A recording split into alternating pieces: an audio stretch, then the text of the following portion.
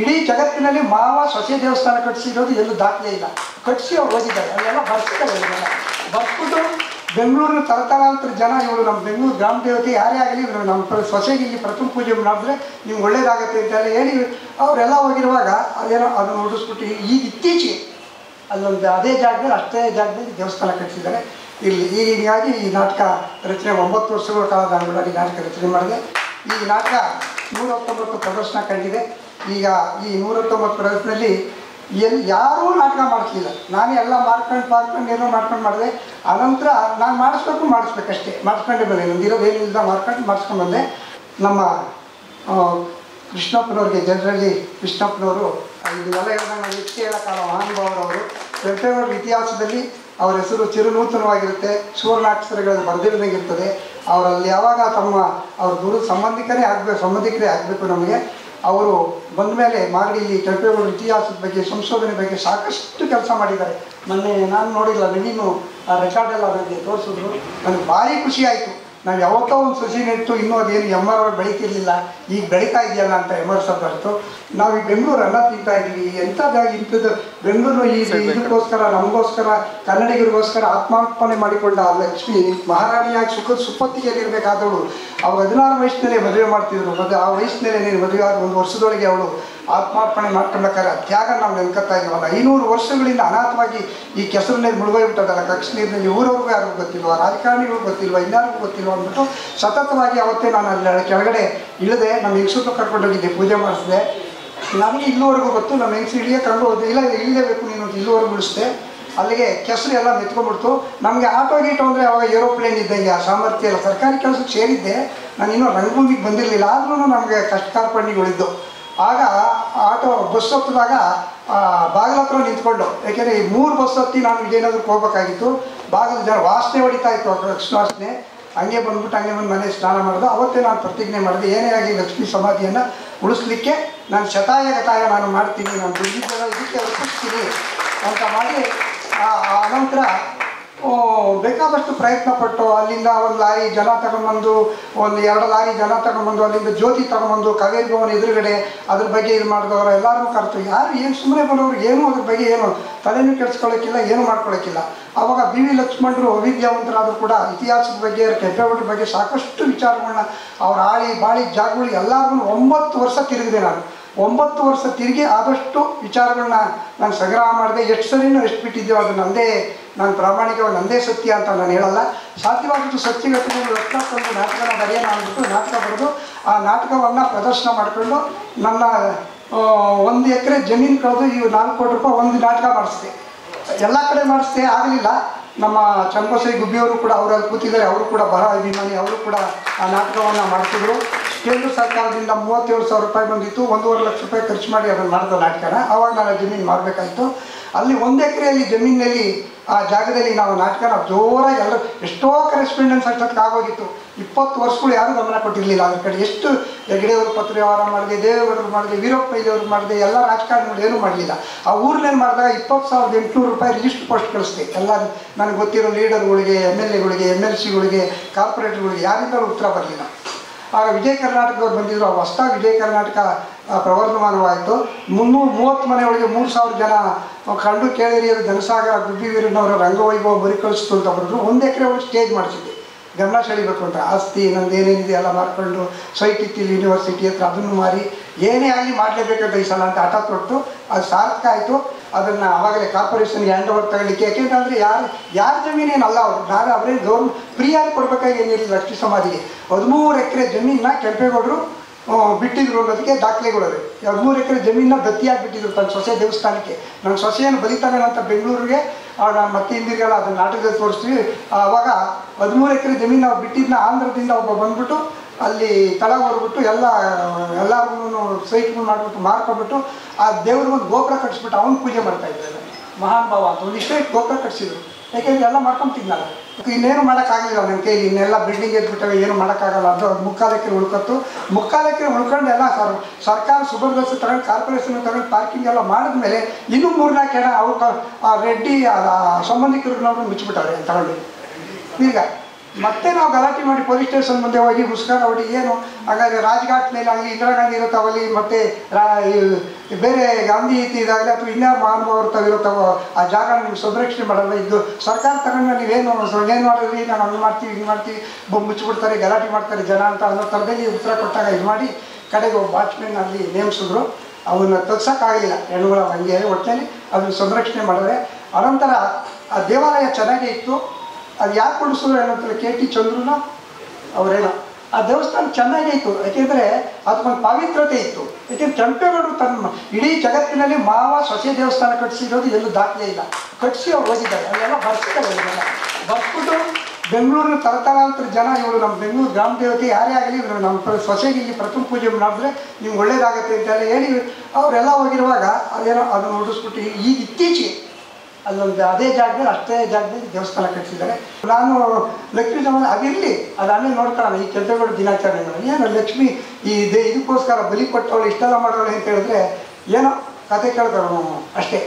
ಆ ಥರ ಇದ್ದಿದ್ದಂಥ ಒಂದು ಇದು. ಈಗ ಅವ್ರನ್ನ ನಮ್ಮ ಮೆಲಿನ್ ಗಂಗಪ್ಪನಲ್ಲಿ ಹೇಳಿದಾಗ ಕರೀರಿ ನಾಟಕಕ್ಕೆ ಎಂದು ಫೋನ್ನಲ್ಲಿ ನಾನು ಮೊನ್ನೆ ಕರೆದೆ. ಅತಿಥಿಗಳಾಗಿ ಗೌರವವಾಗಿ ಹೋಗಿ ಅವ್ರ ಮನೆಗೆ ಅರ್ಜಿ ಕೊಟ್ಟು ಅಪ್ಲಿಕೇಶನ್ ಕೊಟ್ಟು ಕರೆದು ಬರಲ್ಲ ನಾನು. ಯಾಕೆಂದರೆ ಇದೇ ಬಿಲ್ಡಿಂಗ್ನಲ್ಲಿ ಇವತ್ತು ಕೂತ್ಕೊಂಡು ಹೇಳ್ತಾ ಇದ್ದೀನಿ, ಕನ್ನಡ ಸಂಸ್ಕೃತಿಯನ್ನು ಉಳಿಸ್ತಕ್ಕಂಥವ್ರು ಕನ್ನಡ ಸಂಸ್ಕೃತಿ ಇಲಾಖೆ ಅವರ ಸಹಾಯಕ ನಿರ್ದೇಶಕರಿಗೆ ಬರ್ತೀರಾ ಅಂತ ಕೇಳ್ಕೊಂಡು, ನಾನು ಯಾರಿಗೂ ಸುಮ್ಕೆ ಹಾಕಲ್ಲ ಇನ್ವಿಟೇಷನ್. ಬರ್ತೀರಾ ಅಂತ ಕೇಳ್ಕೊಂಡು ಅವ್ರ ಹೆಸರು ನಾಕ್ಷಿ ಇಲ್ಲೇ ಇರ್ತೀನಿ ಬರ್ತೀನಿ ಹಾಕ್ಕೊಳ್ಳಪ್ಪ ಅಂತಂದು ಆದರೆ 10 ಮುಂಚೆ ಹಾಕ್ಸಿ ಅವ್ರನ್ನ ಇದು ಕೊಟ್ಟು ಬಂದರೆ ಏನೋ 3 ಇನ್ವಿಟೇಷನ್ ಕೊಟ್ಟು ಸಿಗಲಿಲ್ಲ. 5-6 ಸಲ ಫೋನ್ ಮಾಡಬೇಕಿಲ್ಲ, ತಿರ್ಗಾ ಮತ್ತೆ ಫೋನ್ ಮಾಡಬೇಕಿಲ್ಲ. ನೆನ್ನೆ ಬಂದು 4 ಸಲ ಅವ್ರ ಆಫೀಸ್ಗೆ ಅರ್ಧ ಹೋಗಿ ಬಂದು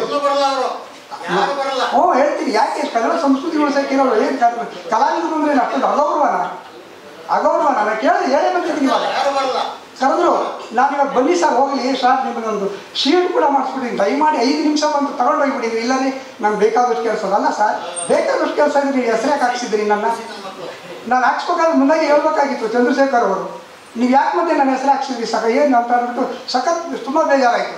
ಕಲಾವಿದರು ಕನ್ನಡ ಸಂಸ್ಕೃತಿ ಕಲೆ ಸಂಸ್ಕೃತಿ ಉಳಿಸೋಕ್ಕಿರ್ತಕ್ಕಂಥ ಮಹಾನುಭಾವರುಗಳು ಅವರು ಸರ್ಕಾರ ಸಂಬಳ ಕೊಡ್ತದೆ, ನೀವು ಉಳಿಸಿ ಅಂತ ಎಲ್ಲ ನೇಮಿಸಿದೆ, ಒಳ್ಳೆ ಸಂಬಳ ಇದೆ ಎಲ್ಲ ಇದೆ. ಅವರು ಕೇವಲ 5 ನಿಮಿಷ ಬನ್ನಿ, ನೀವು ಇರಲೇಬೇಡಿ, ನೀವು ಗೌರವವಾಗಿ ಬನ್ನಿ, ಅದ್ರ ಮೇಲಿದ್ದಾರೆ ಎರಡನೇ ಮಾಡಿ ಇಳಿದ್ಬಿಟ್ಟು ಬನ್ನಿ ಹೀಗೆ ಅಂತ ಅಂದರೆ ಬರಲಿಲ್ಲ. ನನಗೆ ತುಂಬಾ ಬೇಜಾರಾಯಿತು. ಏನಕ್ಕೆ ಮತ್ತೆ ಇಲಾಖೆ ಇರೋದು, ಸಂಸ್ಕೃತಿ ಇಲಾಖೆ ಇರೋದು ಏನಕ್ಕೆ ಮತ್ತೆ? ಏನೋ ಒಂದು 50,000-20,000 ಕಲಾವಿದರು ಕೊಟ್ಬಿಟ್ಟು ಭಿಕ್ಷಾಚಾರ ಆಗಿಬಿಟ್ಟು ಮುಗಿದೋಗ್ಬಿಡ್ತಾ. ಅವ್ರು ಬಂದು ಒಂದು ಗೌರವ ಅಲ್ವಾ? ಹೌದು, ನಾವು ಯಾರು ಅತಿಥಿಗಳಿಲ್ವ ನಮ್ಮ ಕಲಿಯೋಕ್ಕೆ? ಇನ್ನು ಯಾರು ಇಲ್ಲಿರೋರೆಲ್ಲ ಮಹಾನುಭಾವರುಗಳು ಎಲ್ಲರೂ ಆ ಸ್ಥಾನಕ್ಕೆ ಅದೇ ಒಂದು ಗೌರವ ಉಳಿಸ್ಕೊಂಡಿರೋರೇನೆ. ಅವ್ರನ್ನ ನಾವು ಕರೆದ್ರೆ ಏನೋ ಇಲಾಖೆಯವರು ಇಲ್ಲಿ ಅಂತಂದರೆ ಅವರು ಆ ಥರ ಅಗೌರವವಾಗಿ ಮಾತಾಡಿ ನಾವು ಬರೋಕ್ಕೆ ಆಗಲ್ಲ, ನಾನು ಏನು ಕೆಲಸ ಅದು ನೆನ್ನೆ ಬರಲಿಲ್ಲ ಸರ್, ನೆನ್ನೆ ಏನೋ ಕೆಲಸ ಆಗ್ತದೆ, ಇವತ್ತು ಬನ್ನಿ 5 ನಿಮಿಷ ಬಂದಿದ್ದೀನಿ, ನೆನ್ನೆ ಹಾಕೊಂಡಿದ್ದು ಬರಲಿಲ್ಲ. ಆಮೇಲೆ ನೋಡೋಣ ಅಂತ ಬರ್ತೀನಿ ಅಂತ ಅಂದರು, ಲಾಸ್ಟಿಗೆ ಬರಲಿಲ್ಲ. ಇಲ್ಲಿ ಹಂಗಾಗಿದೆ ಈಗ ನಮ್ಮ ಸಂಸ್ಕೃತಿ ಉಳಿಸೋದು.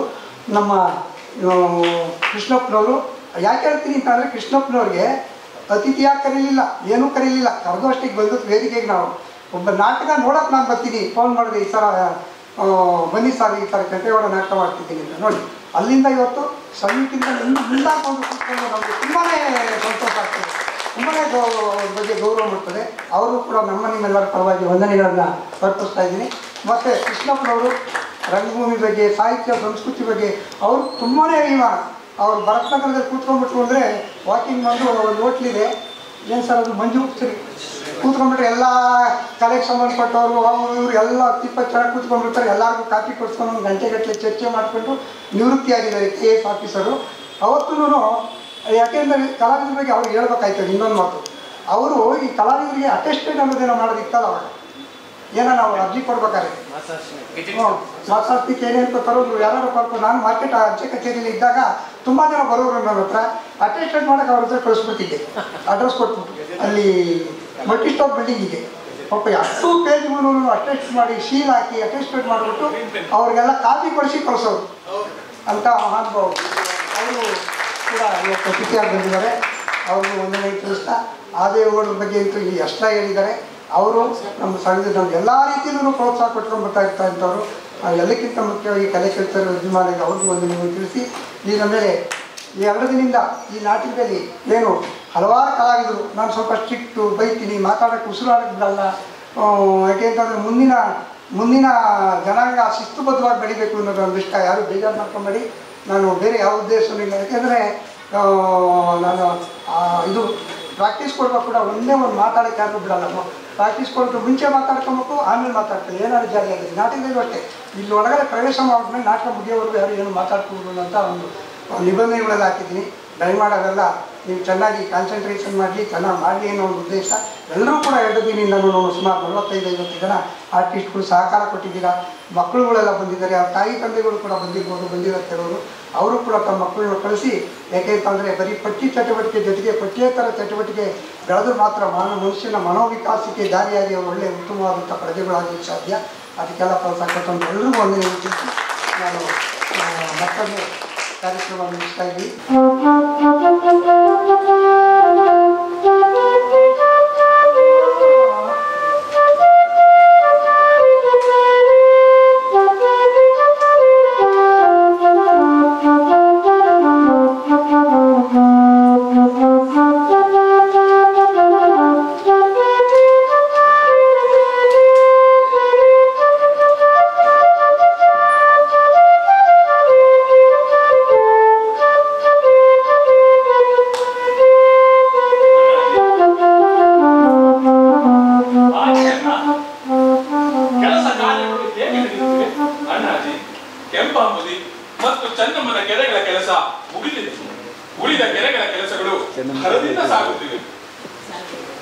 ದೇವಾಲಯಗಳ ಕೆಲಸ ಪೂರ್ತಿಯಾಗಲಿಲ್ಲವಲ್ಲ.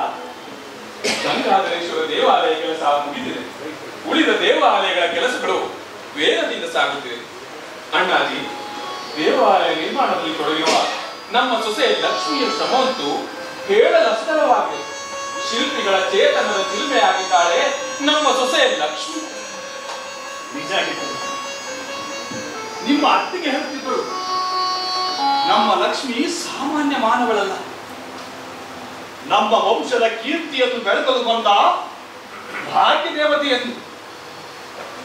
ಸರಿ ರಾತ್ರಿಯವರೆಗೂ ಶಿಲ್ಪ ಚಿತ್ರಗಳ ಅಭ್ಯಾಸ ಮಾಡುವರು. ಹೊಯ್ಸಳ, ಚಾಲುಕ್ಯ, ಗಂಗ ಸಂಸ್ಕೃತಿಗಳ ಬಗ್ಗೆ ಯುವರಾಜನೊಡನೆ ಚರ್ಚೆ ಮಾಡುವಂತೆ ಆ ರಾಜವಂಶಗಳ ಕಲಾ ವೈಶಿಷ್ಟ್ಯಗಳನ್ನು, ರೀತಿ ನೀತಿಗಳನ್ನು ನಮ್ಮ ನಗರದಲ್ಲಿ ಪುನರ್ ಪ್ರತಿಷ್ಠಾಪಿಸಬೇಕು. ಜಗತ್ತಿನ ಸರ್ವಶ್ರೇಷ್ಠ ನಗರಗಳ ಸಾಲಿನಲ್ಲಿ ನಮ್ಮ ನಗರ ನಿಲ್ಲಬೇಕು ಎಂದೆಲ್ಲ ಹೇಳುತ್ತಿರುವ ನಿಜ. ನಗರ ನಿರ್ಮಾಣದಲ್ಲಿ ತೊಡಗಿರುವ ಯಾರ ಬಾಯಲ್ಲೂ ಕೇಳಿದರೂ ಯುವರಾಜ ಯುವರಾಣಿಯವರ ಮಾತೆ ಪ್ರತಿಧ್ವನಿಸುತ್ತಿದೆ. ಒಂದು ಗಂಗಾಧರೇಶ್ವರ ದೇವಾಲಯ ನಿರ್ಮಾಣದಲ್ಲಿ ತೊಡಗಿರುವ ಶಿಲ್ಪಾಚಾರ್ಯರು ಹೇಳುತ್ತಿದ್ದರು, ಹೊಯ್ಸಳ ರಾಣಿ ಶಾಂತಲಾದೇವಿ ಕರ್ನಾಟಕದ ಕೀರ್ತಿಯನ್ನು ಪುನರುಜ್ಜೀವನಗೊಳಿಸಲೆಂದು ನಮ್ಮ ಲಕ್ಷ್ಮಿಯಾಗಿ ನಮ್ಮ ನಾಡಿನಲ್ಲಿ ಪುನರ್ಜನ್ಮ ಪಡೆದು ಬಂದಿದ್ದಾಳೆಂದು. ಹೌದು,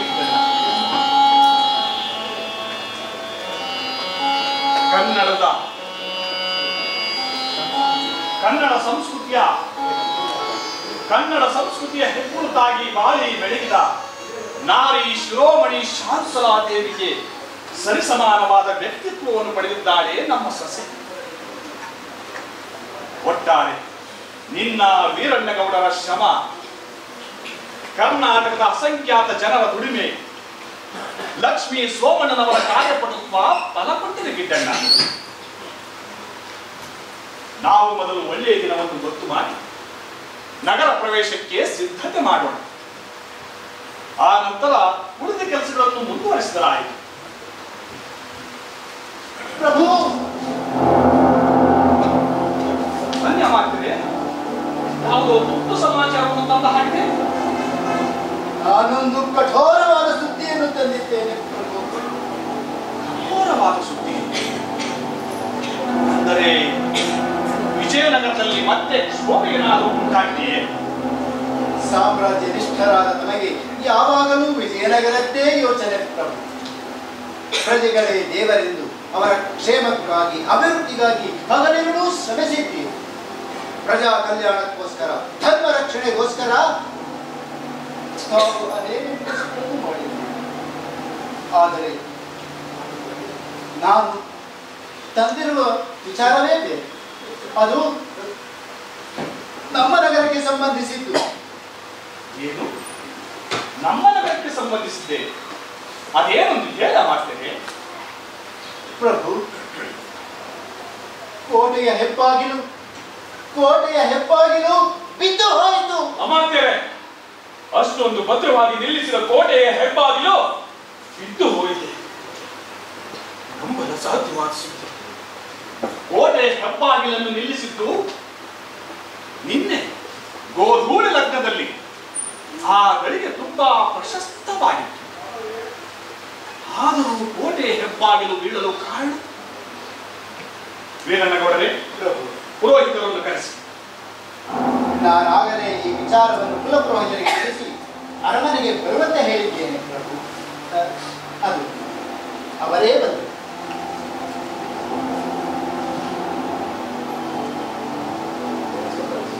ಪ್ರಭುಗಳೇ, ಭದ್ರವಾಗಿ ನಿಲ್ಲಿಸಿದ ಕೋಟೆ ಹೆಬ್ಬಾಗಿಲು ಬಿದ್ದು ಹೋಯಿತಂತೆ. ತಿಳಿಯಿತು ಪ್ರಭು. ಕೆಲವೊಮ್ಮೆ ಇಂಥ ಅವಘಡ ಸಮಯದಲ್ಲಿ ಕ್ಷುದ್ರ ದೇವತೆಗಳನ್ನು ಸಂತೃಪ್ತಿಪಡಿಸಬೇಕಾಗುತ್ತದೆ. ಅದಕ್ಕೆ ಏನು ಮಾಡಬೇಕು ಆಚಾರ್ಯರೇ? ಬಲಿಯನ್ನು ಕೊಡಬೇಕಾಗುತ್ತದೆ.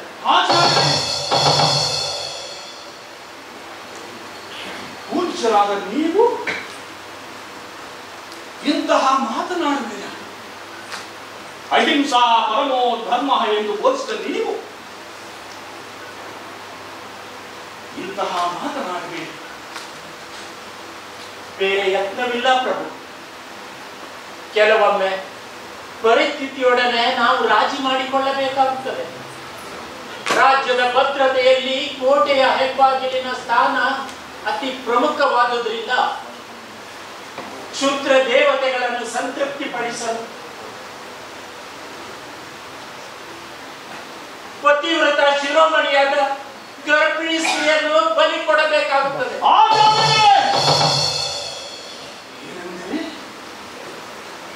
ಸ್ತ್ರೀ ಬಲಿ, ಅದರಲ್ಲೂ ಗರ್ಭಿಣಿ ಸ್ತ್ರೀ ಬಲಿ. ಕರ್ಣ ಕಠೋರವಾದ ಈ ಮಾತುಗಳನ್ನು ನಾನು ಕೇಳಲಾರೆ. ಅಯ್ಯೋ, ಇಂತಹ ಮಾತುಗಳನ್ನು ಕೇಳಿ ನಾನಿನ್ನೂ ಜೀವಂತವಾಗಿರುವೆನಲ್ಲ. ಅಮ್ಮ ಭೂಮಾತೆ, ಬಾಯಿ ತೆರೆದು ನನ್ನನ್ನು ನುಂಗಬಾರದೆ. ಸಮಾಧಾನ ಪಟ್ಟುಕೊಳ್ಳಿ ಪ್ರಭು. ದೈವ ಚಿತ್ತವಿದ್ದಂತೆ ನಡೆಯುತ್ತದೆ. ಸಮಾಧಾನ? ಇನ್ನೆಲ್ಲಿಯ ಸಮಾಧಾನ ಆಚಾರ್ಯರೇ? ಹೃದಯ ವಿದ್ರಾವಕವನ್ನುಂಟು ಮಾಡುವ ಈ ಸುದ್ದಿಯನ್ನು ಕೇಳಿ ನಾನು ಸಮಾಧಾನ ಪಟ್ಟುಕೊಳ್ಳಬೇಕೆ? ಅದಕ್ಕಾಗಿ ಚಿಂತಿಸಬೇಕಾಗಿಲ್ಲ ಪ್ರಭು. ಪುಣ್ಯವತಿಯರಿಂದ ತುಂಬಿರುವ ಈ ಯಲಹಂಕ ನಾಡಿನಲ್ಲಿ ನಾಡಿಗಾಗಿ ತ್ಯಾಗ ಮಾಡಲು ಯಾರಾದರೂ ಸಿದ್ಧರಿರುತ್ತಾರೆ. ಈ ವಿಷಯವನ್ನು ಟಂಗೂರ ಹೊಡೆಸಿ ಸಾರಿಸಿದರಾಯಿತು. ಅಮಾತ್ಯರೇ, ನಮ್ಮ ಸ್ವಪ್ರತಿಷ್ಠೆಯನ್ನು ನೆಲೆಸುವುದಕ್ಕಾಗಿ ಅಮಾಯಕ ಹೆಣ್ಣು ಮಗಳನ್ನು ಬಲಿಕೊಡಲು ಡಂಗೂರ ಹಾಕಿಸಬೇಕೆ? ಇಲ್ಲ ಇಲ್ಲ, ಅಹಿಂಸೆಯೇ ಪರಮ ಧರ್ಮ, ಅದೇ ನನ್ನ ಉಸಿರು ಎಂದು ಸಾರಿ ಹಾಗೆ ಆಳಿ ಬಾಳಿದ ನಮ್ಮ ಕುಲಕ್ಕೆ ಕಳಂಕ ತರಬೇಕೆ? ಇಲ್ಲ ಇಲ್ಲ, ಯಾವ ಕಾರಣಕ್ಕೂ ಈ ನಿರ್ಧಾರವನ್ನು ಮಾತ್ರ ಬದಲಾಯಿಸಲಾಗಿದೆ. ಅಮಾತ್ಯರೇ, ಅಹಿಂಸಾ ಪರಮೋಧರ್ಮ ಎಂದು ನಂಬಿರುವ ನನಗೆ ಈ ಹಿಂಸೆ ಕೂಡದು. ಅಣ್ಣಾಜಿ, ಈ ರೀತಿ ಕಠಿಣ ನಿರ್ಧಾರ ಮಾಡಿದರೆ ಹೇಗೆ ಅಣ್ಣಾಜಿ? ನಾವು ಹಿಡಿದ ಕಾರ್ಯ ಪೂರ್ಣವಾಗಬಾರದೆ. ನಾಳೆ ಶತ್ರುಗಳು ಬಾಗಿಲಿಲ್ಲದ ಕೋಟೆಗೆ ನುಗ್ಗಿ ದಾಳಿ ಮಾಡಿದರೆ ಆಗುವ ಅನಾಹುತಗಳ ಬಗ್ಗೆ ಯೋಚಿಸಿ ಅಣ್ಣಾಜಿ. ಶ್ರೀಕೃಷ್ಣ ದೇವರಾಯರು ನಿಮ್ಮ ನಗರ ವಿಜಯನಗರದ ದಕ್ಷಿಣದ ರಕ್ಷಣಾ ಕೋಟೆಯಾಗಬೇಕೆಂದರಲ್ಲವೇ? ಅವರ ಆಶಯವನ್ನು ಈಡೇರಿಸಲಾಗದ ಹೇಳಿಗಳಾಗಿ ನಮ್ಮ ಶತ್ರುಗಳ ಅವಹೇಳನಕ್ಕೆ ಅಪಪ್ರಚಾರಕ್ಕೆ ಗುರಿಯಾಗಬೇಕೆ? ಯೋಚಿಸಿ ಅಣ್ಣಾಜಿ, ಯೋಚಿಸಿ. ಗಿಡ್ಡೇಗೌಡರ ಮಾತುಗಳು ನಿಜ ಪ್ರಭು. ಇದರಲ್ಲಿ ಯಾವ ಸ್ವಾರ್ಥವೂ ಇಲ್ಲ. ಪ್ರಜೆಗಳೇ ದೇವರಲ್ಲಿ ಅವರ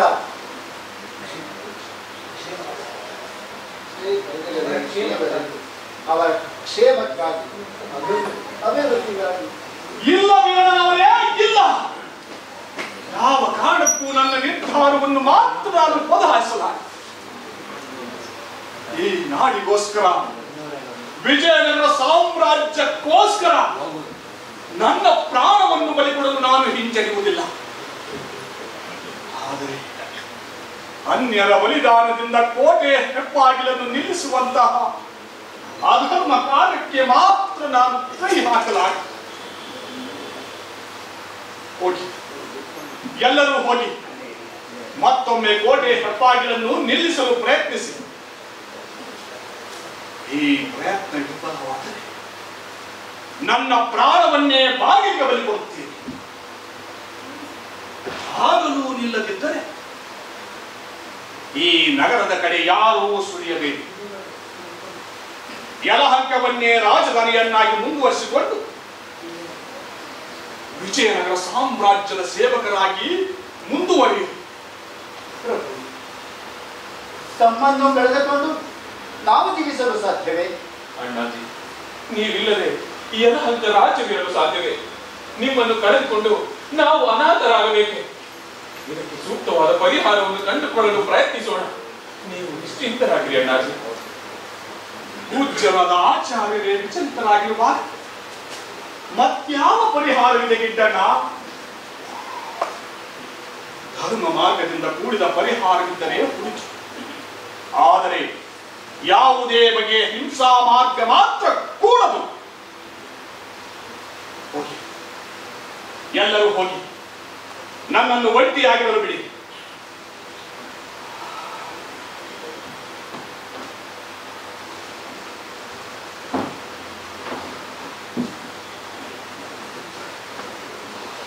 ಅಹಿಂಸಾ ಪರಮೋ ಧರ್ಮ ಎಂದು ದೃಢವಾಗಿ ನಂಬಿದ್ದ ಕೆಂಪೇಗೌಡರು ತಮ್ಮ ನಿಲುವನ್ನು ಬದಲಾಯಿಸುವುದಿಲ್ಲ.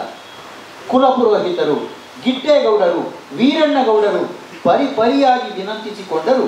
ಹಿಂಸಾ ಮಾರ್ಗಕ್ಕೆ ಒಪ್ಪದ ಕೆಂಪೇಗೌಡರು ಎಲ್ಲರನ್ನೂ ಕಳುಹಿಸಿ ಚಿಂತಾಕ್ರಾಂತರಾಗಿ ಪರಿತಪಿಸುತ್ತಿರಲು ಕುಲಗುರು ಮಾಧವ ಭಟ್ಟರ ಕಠೋರವಾಣಿ ಮತ್ತೆ ಮತ್ತೆ ಕರ್ಣಗಳಿಗೆ ಅಪ್ಪಳಿಸಿದಂತಾಗುತ್ತದೆ. ರಾಜ್ಯದ ಭದ್ರತೆಯಲ್ಲಿ ಕೋಟೆಯ ಹೆಪ್ಪಾಗಿಲಿನ ಸ್ಥಾನ ಅತಿ ಪ್ರಮುಖವಾದುದರಿಂದ ಕ್ಷುದ್ರ ದೇವತೆಗಳನ್ನು ಸಂತೃಪ್ತಿಪಡಿಸಲು ಪತಿವ್ರತ ಶಿರೋಮಣಿಯಾದ ಗರ್ಭಿಣಿ ಸ್ತ್ರೀಯನ್ನು ಬಲಿ ಕೊಡಬೇಕಾಗುತ್ತದೆ. ಗರ್ಭಿಣಿ ಸ್ತ್ರೀಯನ್ನು ಬಲಿ ಕೊಡಬೇಕಾಗುತ್ತದೆ. ಗರ್ಭಿಣಿ ಸ್ತ್ರೀಯನ್ನು ಬಲಿ ಕೊಡಬೇಕಾಗುತ್ತದೆ.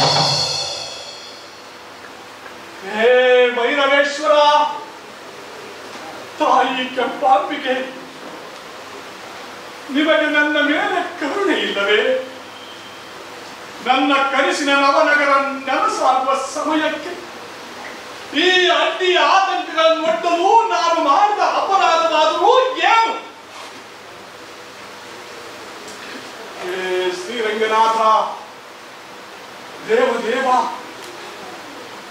ಈ ನವನಗರ ನಿರ್ಮಾಣ ಪ್ರಾರಂಭಿಸಿತ್ತು ನಿನ್ನ ಪ್ರೇರಣೆಯಿಂದಲ್ಲವೇ?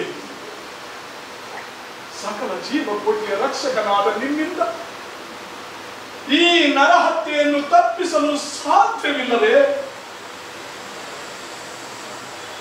ಬರಗಾಲದ ಬವಣೆಯಿಂದ ನನ್ನ ನಾಡನ್ನು ರಕ್ಷಿಸಿದ ದೀನಬಂಧು,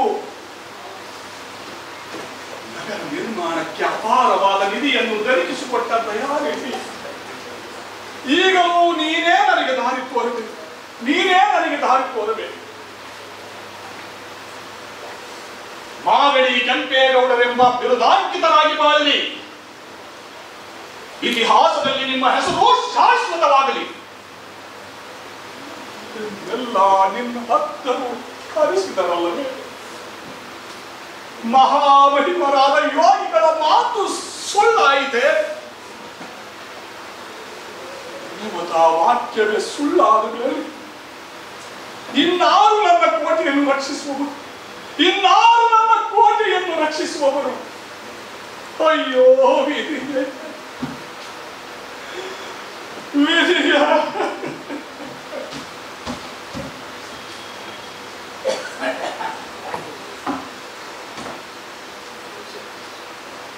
ಭವ್ಯವಾದ ಈ ನಗರ ನಿರ್ಮಾಣ ಮಾಡಿದ ನಮ್ಮ ಮಾವಯ್ಯನವರು ಎಂತಹ ದಯಾಮಯರು. ಜೀವವನ್ನು ಕಳೆಯಲು ಒಪ್ಪದೆ ಎಷ್ಟೊಂದು ಪರಿತಪಿಸುತ್ತಿದ್ದಾರೆ. ಸುಖದ ಸುಪ್ಪತ್ತಿಗೆಗಾಗಿ, ಅಧಿಕಾರದ ವೈಭೋಗಕ್ಕಾಗಿ ಎಂತಹ ಹೀನ ಕೆಲಸಕ್ಕೂ ಬೇಸದ ಪ್ರಜಾ ನಾಯಕರ ಮಧ್ಯದಲ್ಲಿ ಅಹಿಂಸಾ ಮೂರ್ತಿ ಧರ್ಮ ಪ್ರಭುಗಳಾದ ಕೆಂಪೇಗೌಡರ ಹೆಸರು ಕೆಸರಿನಲ್ಲಿ ಉದಯವಾದ ಕಮಲದಂತೆ ಶೋಭಿಸುತ್ತಿದೆ. ಈ ರಾಜಶ್ರೀಯ ಮನೆಗೆ ಸುಸಿಯಾಗಿ ಬಂದದ್ದು ನನ್ನ ಕೋಟಿ ಜನ್ಮಗಳ ಪುಣ್ಯವೇ ಸರಿ. ಕೆಂಪೇಗೌಡರ ಕಣ್ಣೀರು ಆರಬೇಕು, ಕೋಟೆ ಹೆಬ್ಬಾಗಿಲು ಭದ್ರವಾಗಿ ನಿಲ್ಲಬೇಕು.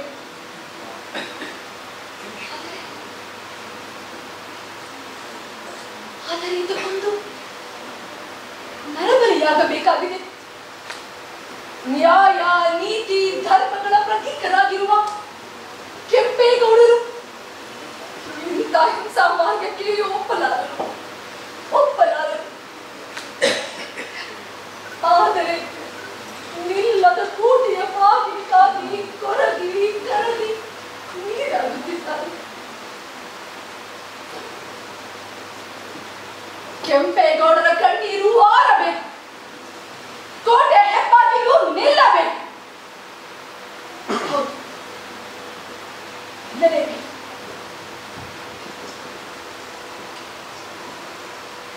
ಅದಕ್ಕಿರುವುದೊಂದೇ ಪರಿಹಾರ, ಅದೊಂದೇ ಪರಿಹಾರ.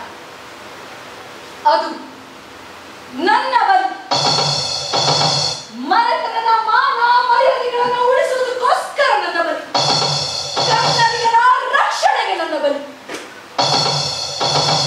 ಕೇವಲ ತನ್ನ ಸವತಿಯೋರ್ಗಳ ಬಯಕೆಯನ್ನು ಈಡೇರಿಸಲು ನಾಟ್ಯರಾಣಿ ಶಾಂತಲಾದೇವಿ ಪರಶಿವನಲ್ಲಿ ಪ್ರಾಣವನ್ನು ಅರ್ಪಿಸಲಿಲ್ಲವೇ?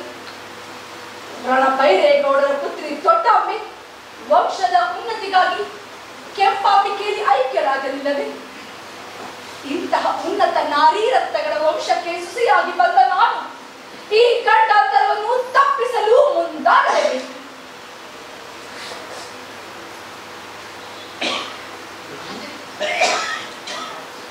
ಆದರೆ ಈ ವಿಷಯ ಯಾರಿಗೂ ತಿಳಿಯಕೂಡದು.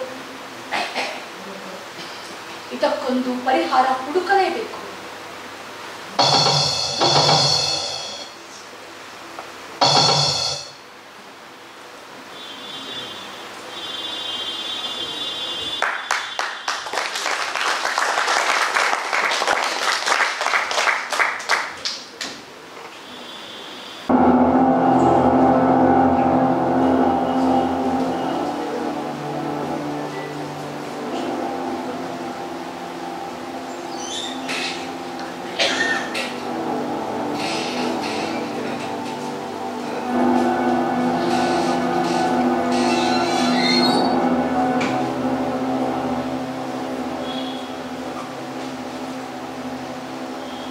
ಮಾವಯ್ಯ, ನಾನು ಒಳಗೆ ಬರಬಹುದೇ? ಯಾರು? ಲಕ್ಷ್ಮಿ, ಮಗಳೇ, ಒಳಗೆ ಬರಲು ನನ್ನ ಅಪ್ಪಣೆಯನ್ನು ಕೇಳಬೇಕು. ತಾವು ಯಾವುದೋ ಯೋಚನೆಯಲ್ಲಿ ಹುಡುಗಿರುವಾಗ ನನ್ನ ಪ್ರವೇಶ ಅನುಚಿತವಾಗಬಹುದೇನೋ ಎಂದು ಕೇಳಿದೆ. ವಿದ್ಯಾ ವಿನಯ ಗುಣ ಸಂಪನ್ನಳಾದ ನಿನಗೆ ನಾನು ಹೇಳುವುದು ಹೇಗಿದೆ ತಾಯಿ? ನೀನು ನನ್ನ ಸೊಸೆ ಮಾತ್ರವಲ್ಲಮ್ಮ, ನಮ್ಮ ವಂಶದ ಕೀರ್ತಿಯನ್ನು ಬೆಳೆದು ಬಂದ ಭಾಗ್ಯದೇವ. ಇಲ್ಲ ಮಾವಯ್ಯ, ತಮ್ಮಂತಹ ಪುಣ್ಯಾತ್ಮರ ಮನೆಗೆ ಸುಸೆಯಾಗಿ ಬಂದದ್ದು ನನ್ನ ಕೋಟಿ ಜನ್ಮಗಳ ಪುಣ್ಯವೇ ಸರಿ. ಮಾವಯ್ಯ, ನೀವು ಈ ರೀತಿ ಅನ್ನ ಆಹಾರಗಳನ್ನು ತೊರೆದು ಚಿಂತಿಸಿದರೆ ಕಾರ್ಯವಾಗುವುದೇ? ಬೆಂಗಳೂರಿನ ನಗರ ನಿರ್ಮಾಣ ಪೂರ್ತಿಯಾಗುವುದೇ? ಹೇಳಿ ಮಾವಯ್ಯ, ಹೇಳಿ. ಲಕ್ಷ್ಮಿ, ಏಕೆ ಮಾವಯ್ಯ, ನನ್ನ ಮಾತುಗಳು ನಿಮಗೆ ಅನುಚಿತವಾಗಿ ತೋರುತ್ತಿದೆಯೇ? ಒಂದೇ ಒಂದು ಸಣ್ಣ ವಿಷಯಕ್ಕೋಸ್ಕರ ನಿಮ್ಮ ಮಹತ್ವಾಕಾಂಕ್ಷೆಯ ಈ ನಗರ ನಿರ್ಮಾಣವನ್ನು ಅರ್ಧಕ್ಕೆ ನಿಲ್ಲಿಸಿ ಅಪಹಾಸ್ಯಕ್ಕೀಡಾಗುವಿರಾ? ಕನ್ನಡ ಜನತೆಯ ಆಶಾ ಗೋಪುರವನ್ನು ಕೆಡವಲು ಪ್ರಯತ್ನಿಸುವಿರಾ? ಮಾತನಾಡಿ ಮಾವಯ್ಯ, ಮಾತನಾಡಿ. ಲಕ್ಷ್ಮಿ, ಮಾವಯ್ಯ, ಅಯ್ಯೋ, ನಿಮ್ಮ ಕಣ್ಣಿನಲ್ಲಿ ನೀರೆ. ನಾನಿದನ್ನು ನೋಡಲಾರೆ ಮಾವಯ್ಯ, ನಾನಿದನ್ನು ನೋಡಲಾರೆ. ಹೇ ಮಾಗಡಿ ಶ್ರೀರಂಗನಾಥನೇ, ನಿನ್ನ ಭಕ್ತರಾದ ಮಾಗಡಿ ಕೆಂಪೇಗೌಡನ ದುಃಖವನ್ನು ಪರಿಹರಿಸುವ ಶಕ್ತಿ ನಿನಗಿಲ್ಲವೇ ದೇವ, ನಿನಗಿಲ್ಲವೇ? ಮಾವಯ್ಯ, ನೀವು ಈ ರೀತಿ ಕೊರದಿ ಕರದಿ ನೀರಾದರೆ ನಿಮ್ಮನ್ನೇ ನಂಬಿ ದೇವರೆಂದು ಪೂಜಿಸುತ್ತಿರುವ ಯಲಹಂಕ ನಾಡಿನ ಜನತೆಯ ಗತಿ ಏನು? ನೀವು ನಮಗೋಸ್ಕರ, ಪ್ರಜೆಗಳಿಗೋಸ್ಕರ ಅನ್ನ ಆಹಾರಗಳನ್ನು ಸ್ವೀಕರಿಸಿ ಮತ್ತೆ ರಾಜ್ಯದ ಕಡೆ ಗಮನ ಹರಿಸಬೇಕೆಂದು ಕೇಳಿಕೊಳ್ಳುತ್ತೇನೆ. ಲಕ್ಷ್ಮಿ, ಈ ವಿಚಾರ ನಿನ್ನವರೆಗೂ ಬಂತೆ ಮಗಳೇ. ಬೇಡ ತಾಯಿ, ಬೇಡ. ಈ ಬಗ್ಗೆ ನೀನು ಚಿಂತಿಸುವುದು ಬೇಡ ಮಗಳೇ. ಸಾಲುತ್ತಕ್ಕೆ ನೀನು ಗರ್ಭಿಣಿ. ಈ ಸಮಯದಲ್ಲಿ ಯಾವುದೇ ರೀತಿಯ ನೋವುಗಳು ಆಗಬಾರದಮ್ಮ. ಏಕೆ ಮಾವಯ್ಯ? ಸಂಸಾರದ ಕಷ್ಟ ಸುಖಗಳಲ್ಲಿ ನಾನು ಭಾಗಿಯಾಗಬಾರದೆ? ಕೇವಲ ಅರಮನೆಯ ಗೊಂಬೆಯಾಗಿ ಸುಖದ ಸಂಪತ್ತಿಗೆಯಲ್ಲಿ ತೇಲಾಡುವುದರಲ್ಲಿ ನಾನು ನನ್ನ ಜೀವನವನ್ನು ಸಾಗಿಸಬೇಕೆ? ಲಕ್ಷ್ಮಿ, ಲಕ್ಷ್ಮಿ, ನಿನ್ನ ಮಾತುಗಳು ಏನೋ ಒಗಟಾಗಿ ಕಾಣುತ್ತಿವೆಯಲ್ಲ. ಮಾವಯ್ಯ, ನಾಳೆ ದೀಪಾವಳಿ ಅಲ್ಲವೇ?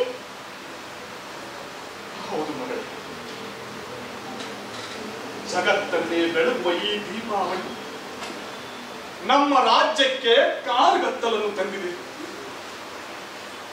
ಜಗತ್ತಿಗೆ ಮಾದರಿಯಾಗಿರುವ ಯಲಹಂಕ ನಾಡಿಗೆ ಕಾರ್ಗತ್ತಲೆ ಹಾಗಾಗಕೂಡದು ಮಾವಯ್ಯ, ಹಾಗಾಗಕೂಡದು. ಅಂದರೆ ಮಾವಯ್ಯ, ನಾಡಿನಲ್ಲಿ ಅಂಧಕಾರವನ್ನು ತುಂಬಿ ಸಕಲರನ್ನು ದುಃಖ ಸಾಗರದಲ್ಲಿ ಮುಳುಗಿಸಲು ಕಾರಣವಾದ ಆ ಕೋಟೆ ಹೆಪ್ಪಾಗಿನ ನಿಲ್ಲಿಸಲು ನಾನು ಪ್ರಯತ್ನಿಸುತ್ತೇನೆ. ಲಕ್ಷ್ಮಿ, ಲಕ್ಷ್ಮಿ, ನಿನ್ನ ಮಾತಿನ ಅರ್ಥವೇನು ಮಗಳೇ? ಭಯಪಡಬೇಡಿ ಮಾವಯ್ಯ, ಭಯಪಡಬೇಡಿ. ನಾಳೆ ನರಕ ಚತುರ್ದಶಿಯಲ್ಲಿ ಪ್ರಾರಂಭಿಸಿ ಬಲಿಪಾಡ್ಯಮಿವರೆಗೂ 3 ದಿನಗಳು ಏಕಾಂತದಲ್ಲಿ ಕುಳಿತು ವ್ರತಾಚರಣೆ ಮಾಡಬೇಕೆಂದಿದ್ದೇನೆ. ಅದಕ್ಕಾಗಿ ತಾವು ಅನುಮತಿ ನೀಡಬೇಕೆಂದು ಬೇಡಿಕೊಳ್ಳುತ್ತೇನೆ. ವ್ರತಾಚರಣೆ ಇದರಿಂದ ಕೋಟೆ ಹೆಪ್ಪಾಗಲು ನಿಲ್ಲುವುದೆಂದು ನಿನ್ನ ಭಾವನೆ? ಪ್ರಯತ್ನ ನಮ್ಮದು, ಫಲಾಫಲ ಆ ಭಗವಂತನದಲ್ಲವೇ? ಆದರೆ ಈ ಬಾರಿ ಕೋಟೆ ಹೆಪ್ಪಾಗಿಲು ನಿಲ್ಲುವುದೆಂಬ ಭರವಸೆ ನನಗಿದೆ ಮಾವಯ್ಯ. ಆದರೂ ಗರ್ಭಿಣಿಯಾದ ನೀವು ಅನ್ನ ಆಹಾರಗಳನ್ನು ತೊರೆದು ವ್ರತಾಚರಣೆ ಮಾಡುವುದೆಂದರೆ? ದೈವದ ಹೊರಗೆ ಪ್ರಯತ್ನಿಸುವಾಗ ಭಯಬೇಕೆ? ತಾವು ನಿಶ್ಚಿತರಾಗಿ ಈ ಶುಭ ದೀಪಾವಳಿ ಯಲಹಂಕ ನಾಡಿಗೆ ನವೋದಯ ತರುವುದನ್ನು ಕಾಯುತ್ತಿದೆ. ಪ್ರಪಂಚವೇ ಮಿಥ್ಯವಾಗಿ ಕಾಣುತ್ತಿರುವಾಗ, ಅಧರ್ಮವು ಅಟ್ಟಹಾಸದಿಂದ ಮೆರೆಯುತ್ತಿರುವಾಗ,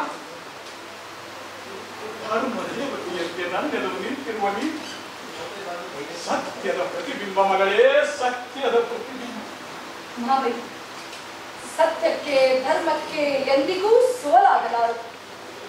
ಮಿಥ್ಯ ಅಧರ್ಮಗಳ ಅಟ್ಟಹಾಸ ನೀರ ಮೇಲಿನ ಕೊಳ್ಳೆಯಂತೆ ಕ್ಷಣಿಕವಾದದ್ದು. ಧರ್ಮ ಪ್ರಭುಗಳಾದ ತಾವು ವಿಚಲಿತರಾಗಬಾರದು. ನನ್ನನ್ನು ಆಶೀರ್ವದಿಸಿ ಕಳುಹಿಸಿಕೊಡಿ ಮಾವಯ್ಯ, ಕಳುಹಿಸಿಕೊಡಿ. ಹೋಗಿ ಬಾ ಮಗಳ. ಆ ಭಗವಂತ ನಿನ್ನ ಸಂಕಲ್ಪವನ್ನು ನೆರವೇರಿಸಲಿ.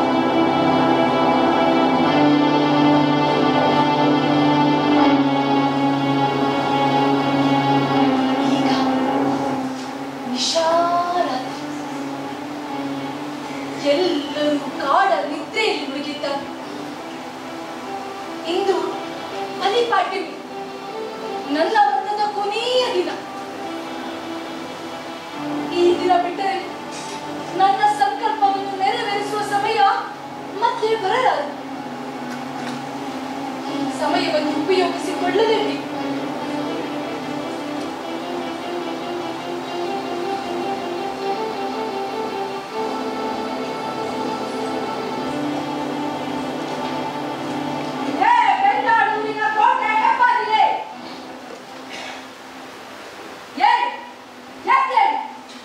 ನಿನ್ನ ಕಠೋರವಾದ ಬಯಕೆಗೆ ಈಡೇರಿಸಲು ನಾನು ಸಿದ್ಧನಾಗಿ ಬಂದಿದ್ದೇನೆ.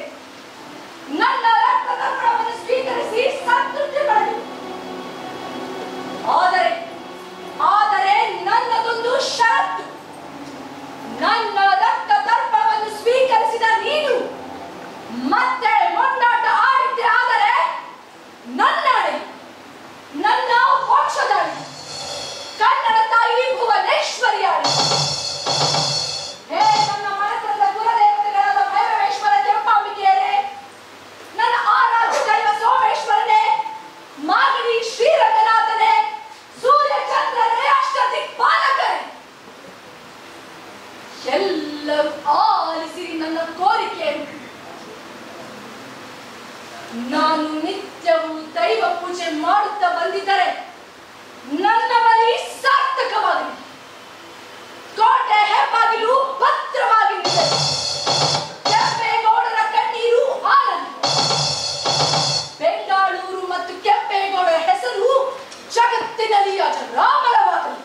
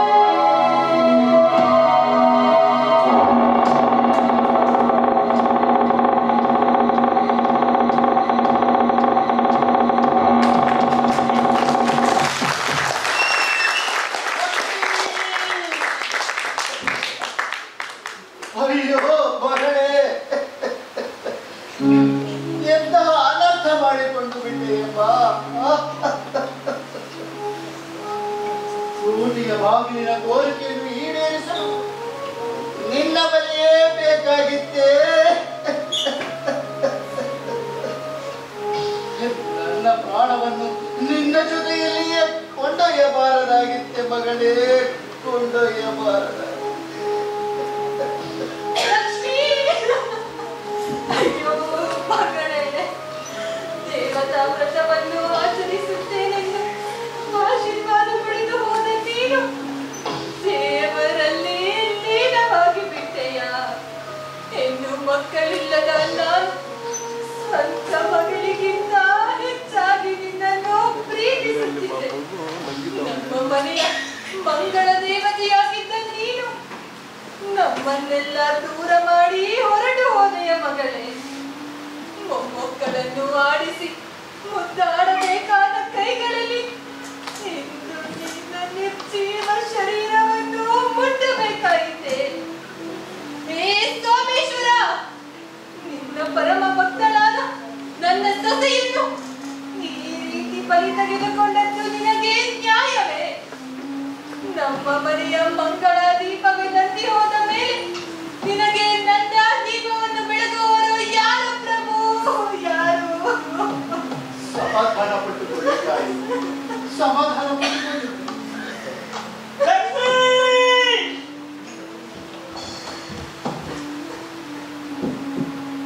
ಲಕ್ಷ್ಮಿ, ಲಕ್ಷ್ಮಿ, ನನ್ನನ್ನು ಒಟ್ಟಿಯಾಗಿ ಬಿಟ್ಟು ಹೊರಟು ಹೋದೆಯ. ನನ್ನ ಉಸಿರಲ್ಲಿ ಉಸಿರಾಗಿ ಜೀವನ ನನ್ನನ್ನು ತೊರೆದು ಹೊರಟು ಹೋದೆಯ. ಈ ನವನಗರ ನಿರ್ಮಾಣದಲ್ಲಿ ನನಗೆ ಸ್ಫೂರ್ತಿ ದೇವತೆಯಾಗಿದ್ದ ನೀನು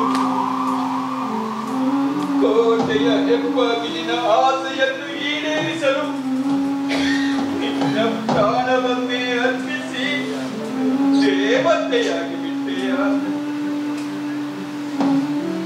ನಿನ್ನನ್ನು ಬಿಟ್ಟು ನಾನೊಂದು ಕ್ಷಣವೂ ಬದುಕಲಾರೆ, ಒಂದು ಕ್ಷಣವೂ ಬದುಕಲಾರೆ. ನಿನ್ನನ್ನು ಸ್ವರ್ಗದಲ್ಲಿ ಸಂಧಿಸಲು ನಾನು ಬೇಡ. ನಿನ್ನ ಆತ್ಮಾವಧಿಯಿಂದ ಲಕ್ಷ್ಮಿಯ ಆತ್ಮಕ್ಕೆ ಶಾಂತಿ ದೊರಕುವುದೇ, ಅವಳ ಬಲಿ ಸಾರ್ಥಕವಾಗುವುದೇ? ಹೇಳು ಸೋಮು, ಹೇಳು.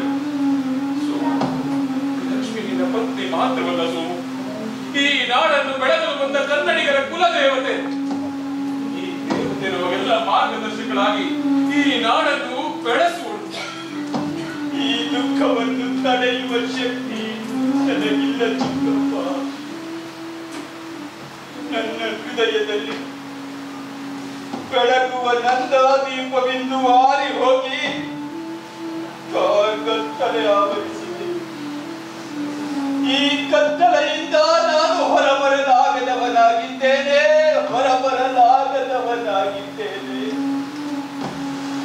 ಸಮಾಧಾನ ಪಟ್ಟುಕೋ ಮಗನೇ, ತಪ್ಪಾಗಿ ಸಮಾಧಾನ ಪಟ್ಟು. ಲಕ್ಷ್ಮಿ ಏನಾರ ಮಾನವಳಿಸುತ್ತಿದೆಯಾ? ಈ ನಗರ ನಿರ್ಮಾಣಕ್ಕೆ ದೆರೆಗಿಳಿದು ಬಂದ ದೇವತೆ ನಮ್ಮ ಲಕ್ಷ್ಮಿ. ಸ್ವಾಮಿ ಅವಳು ಸತ್ತಿಲ್ಲ. ಗಂಗಾಳೂರ ಭಾಗ್ಯಲಕ್ಷ್ಮಿಯಾಗಿ ನಿಂತು ಪೂಜಾರ್ಹಳಾಗಿದ್ದಾಳೆ.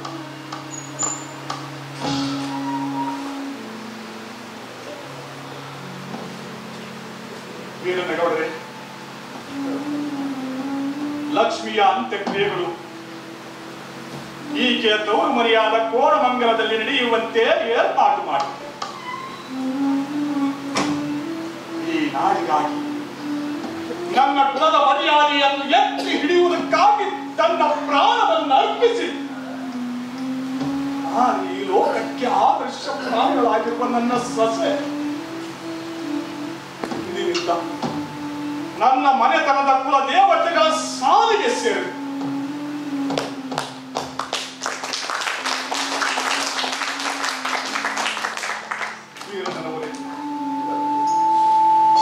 ಈಕೆಯ ದೇವಾಲಯವನ್ನು ಕೋರಮಂಗಲದಲ್ಲಿ ಕಟ್ಟಿಸಿ ಪೂಜಾ ಕಾರ್ಯಗಳು ಶಾಶ್ವತವಾಗಿ ನಡೆಯುವಂತೆ ವ್ಯವಸ್ಥೆಯನ್ನು ಮಾಡಿ ಪೂಜಾ ಕಾರ್ಯಗಳ ಖರ್ಚಿಗಾಗಿ ಭೂಮಿಯನ್ನು ಹತ್ತಿಯಾಗಿದೆ. ಇಂದಿನಿಂದ ಈ ನೂತನ ರಾಜಧಾನಿಯಲ್ಲಿ ಯಾವುದೇ ಮಂಗಲ ಕಾರ್ಯಗಳು ನಡೆಯುವುದಕ್ಕೂ ಮುಂಚೆ ಕೋರಮಂಗಲದಲ್ಲಿ ನಿರ್ಮಾಣವಾಗುವ ನನ್ನ ಸೊಸೆಯ ದೇವಾಲಯದಲ್ಲಿ ಪ್ರಥಮ ಪೂಜೆ ನಡೆಯಬೇಕು.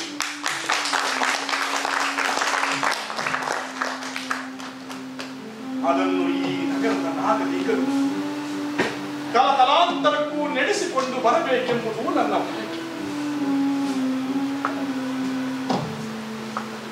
ಗಂಗಾಳೂರನ್ನು ಬೆಳೆಸುವ ನಗರ ದೇವತೆಯಾಗಿ ಈ ನಾಡಿನ ಜನರ ಕಣ್ಣೀರು ಬರೆಸುವ ಕರುಣಾಮಯಿಯಾಗಿ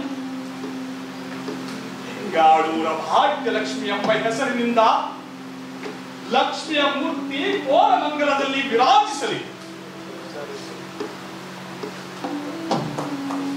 ಹಾಗೆಯೇ ಎಲ್ಲರೂ ಸಾವಧಾನದಿಂದ ನನ್ನ ಮಾತನ್ನು ಆಲಿಸಿ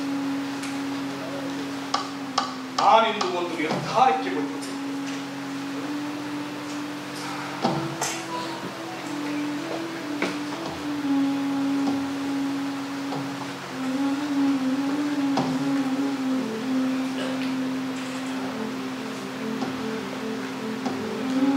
ನನ್ನ ಸೊಸೆಯನ್ನು ಬಲಿ ತೆಗೆದುಕೊಂಡ ಈ ನಗರಕ್ಕೆ ನಾನು ಪ್ರವೇಶಿಸಲಾರೆ. ನೀವೆಲ್ಲ ಒಪ್ಪುವುದಾದರೆ ಯುವರಾಜ ಸೋಮಣ್ಣನನ್ನು ಉತ್ತರಾಧಿಕಾರಿಯನ್ನಾಗಿ ಮಾಡಿಕೊಂಡು ರಾಜ್ಯಾಡಳಿತವನ್ನು ಮುಂದುವರಿಸುತ್ತಿದ್ದರು. ನಾನು ಶಿವಗಂಗೆಗೆ ಸೋತು ಗಂಗಾಧರೇಶ್ವರನ ಸೇವೆಯಲ್ಲಿ ನನ್ನ ಜೀವನದ ಅಂತಿಮ ಯಾತ್ರೆಯನ್ನು ಮುಗಿಸುತ್ತೇನೆ.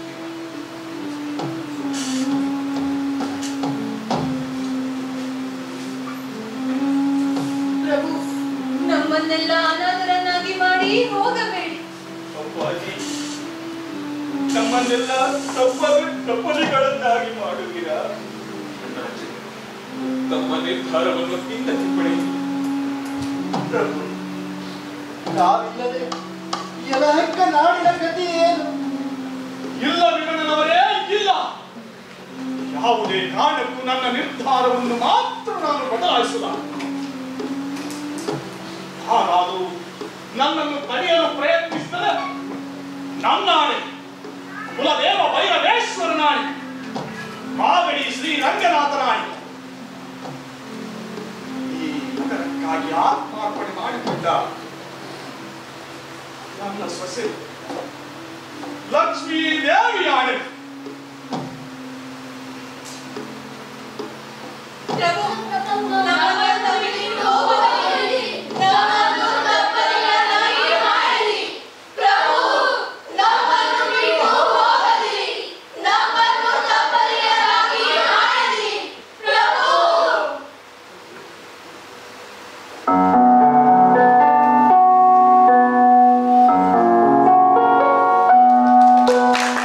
ಬೆಂಗಳೂರಿನ ಭಾಗ್ಯಲಕ್ಷ್ಮಿ ದೀಪದಾರತಿ ಬೆಳಗಿತಲ್ಲ.